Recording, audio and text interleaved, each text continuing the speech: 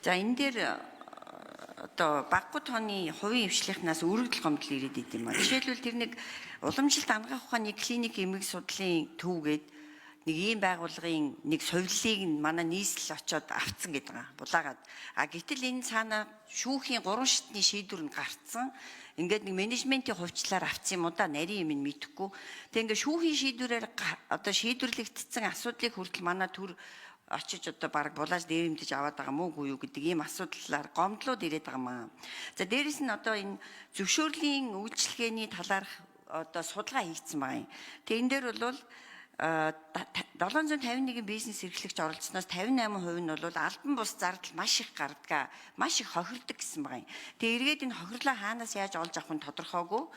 За сүүл Алтан гэрэл сайдын ярьснаар бол сүүлийн 5 жил байхаа те 20 орчим тэрбум билүү нөгөө төрийн албан агчдын буруутай үйл ажиллагаанаас хохирсон юм асуудал үүдэг. Тэгээд төлбөр тооцсон төлөгдөх маш хэцүү.